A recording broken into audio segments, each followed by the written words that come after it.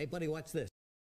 Hello, Regis Kilbin is the name and Hearthstone is the game. And these are my rankings for the legendary class Loas in Rastakhan's Rumble from worst to best. Now, normally when I talk about cards and review cards, I talk about them at a fundamental level, you know, just characteristics or attributes that I think could ever make them good at any given point. Just how good of a fit are they for Hearthstone? In this case specifically, I'm going to be ranking these more along the lines of the cards I think will make an impact more immediately. So right now in the expansion, which of these cards are the most likely to see play? That said, let's go ahead and jump into my list. Up first here we have Grawl the Shark for Rogue. The 5-mana 2/2 beast, it eats a minion from your deck, and then when it dies, it gives that minion back to you in your hand. The problem I think for Grawl that I've seen when trying to build the deck to support this guy is you can't really go either direction and feel great about Grawl. So in other words, you can't like have him try to eat one giant minion or one combo piece.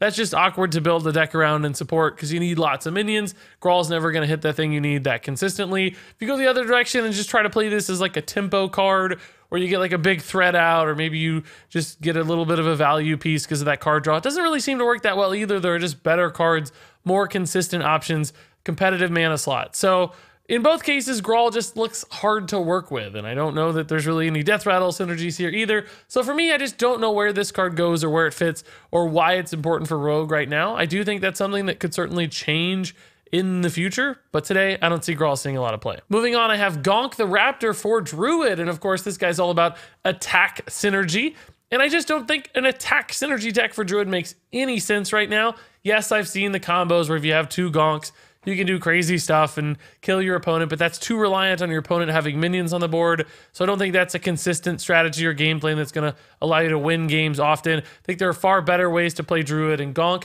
and the supporting pieces for Gonk compromise the Druid game plan right now way too much. Now, you know, in a post Ultimate Infestation world where you might have a new way to build Druid that's not so ramp focused, sure, Gonk could show up. I think the card has potential there, but for now, I just don't think this guy's going to make the cut. Up next here, we have Akali the Rhino for Warrior, the new Rush synergy minion that's got Overkill as well. And really, the problem for Akali just comes down to his cost. At 8 mana, I'm just not sure this minion does enough immediately enough. It's really more of a resource play than an on-board play as only a 5/5 minion, even in combination with his spirit. You're still just not impacting the board quite enough, I think, compared to other options that exist for Warrior. And trying to put this into a Rush shell just feels rather awkward as well. So I do think this minion could be the kind of thing that just gets tossed into a deck occasionally, and it's like, okay, but certainly it's not going to be the centerpiece or be a contributing factor to any sort of deck's success in the meta. So Akali the Rhino, you know, again, maybe some potential in the future, but for now, I just don't think this guy's ever really going to see play. Up next here, we have Hyreek the Bat for Warlock. And of course, this dude's all about building a giant board all at once for 8 mana if you can buff the Hyreek the Bat in your hand. And right now, I just don't think there's enough hand buff support existing in Warlock to do this. There are certainly cards out there like Soul Infusions, but while trying to build a deck to support Hyreek the Bat, it just didn't feel like maybe it did anything better than a normal Zoo might do. And as like an 8 mana crowning piece of the deck, like that finisher or that big thing you're trying to work towards, I don't know that it's good enough. There are just universal removal spells out there. It might just die to brawls and mass hysterias and twisting nethers, and that's just not big enough. You need to win the game faster or sooner if you're an aggressive deck, and then if you're in a control deck, this really doesn't go that far either. So Hyreek the Bat right now, without more support or more cost reductions or some way to make this thing do extra, just falls a little shy of being good. I still like the card, and frankly, I like all the cards in this list. I gave all of them 3 stars or better. That means I think they're all playable on some level, but for now, Hyreek has some work to do. Moving on here, we have Halazi the Lynx, and I guess for these cards, these are the ones I think we'll start to see at least a little bit of play somewhere along the line. So for Halazi, of course, you're just filling your hand with a bunch of 1/1 Lynxes, and that is a pretty big sacrifice on tempo the turn you play, because Halazi is not really a high-statted minion itself. You're giving up a pretty strong turn 5 opportunity to merely play a 3/2, but I do think that those Lynxes add enough flexibility and enough reload that there are certain instances of Hunter that might want to use this just to give you extra beasts to synergize with other things, whether that's, you know, just having a beast in hand for kill command activations, whether that's for your Scavenging Hyenas to do some kind of crazy combo, or maybe it's just for the quest if you want to run Quest Hunter. I don't know if that's going to work, but by God, we're going to try. So I do think Halazi just adds enough instant resources to your hand that you can probably recover over the next turn or two for the tempo you sacrifice. And there will be some sort of deck out there that finds a way to utilize all those beasts rather successfully, because it does give Hunter some of the things that's lacking and can maybe just barely push you over the hump, finding that damage, finding that reload. I don't think you have a whole lot of turns to work with, but for 1 or 2, Hunter can play to that point, and Alazi could support that in certain lists, so there's a chance this card makes the cut. And then up next we have Bwonsamdi the Dead for Priests, and this big guy is all about drawing 1-cost minions from your deck.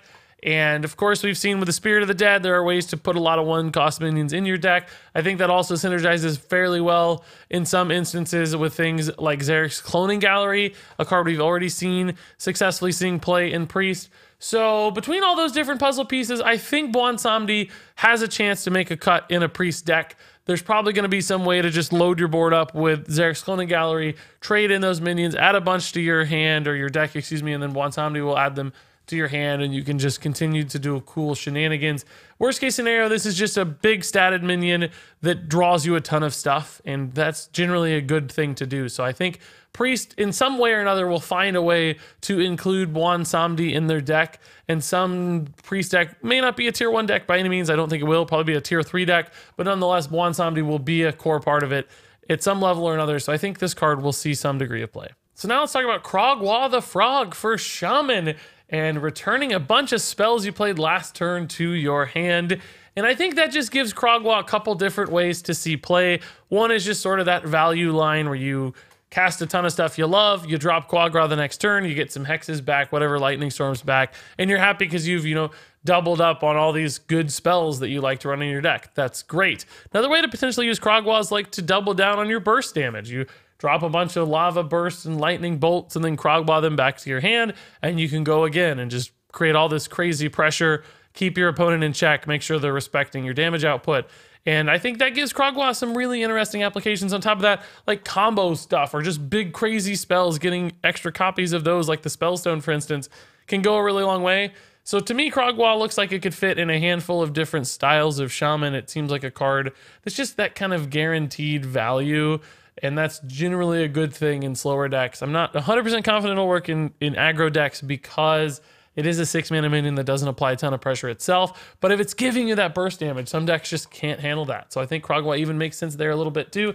That said, because the card is flexible, works in a couple different ways, I think Krogwa will see some play. Moving on, we have Shirvala the Tiger for Paladin, and this one's all about that just instant board impact. Divine Shield Rush and Lifesteal is a really, really good deal, especially if it's for like 0 mana. And after playing with this card a little bit, or playing against it a little bit at least, it's really not that hard to get Shirvala to 0 mana. So I think a lot of Paladin decks, especially those with any sort of control or buff aspect where they have a ton of spells, are going to want to run this card because it's just so swingy. That instant life gain, the big time trade, it leaves behind a pretty solid body. All of those are things you really, really like to see. So I'm pretty confident Shirvala will make the cut in one Paladin deck or another. It's just another great example of a Paladin Legendary and the sort of things that make Paladin Legendary so fun to play in the first place. So this one is pretty much a sure thing in my mind. And then finally, my top Loa is Jan'alai the Dragonhawk for Mage. Because, hey, summoning Ragnaros for 7 mana with a 4/4 attached is a really, really cool thing to do. And I just don't really think there's any way for this card to backfire. It's not going to define a deck. It's not the centerpiece. It's not the reason you play a deck. It's just so consistent and so predictable, and you know it's a thing you love to do, that it's going to work. And we know that because Ragnaros worked in the past. Ragnaros was fantastic in Hearthstone. So good, in fact, so common that Blizzard moved into the Hall of Fame.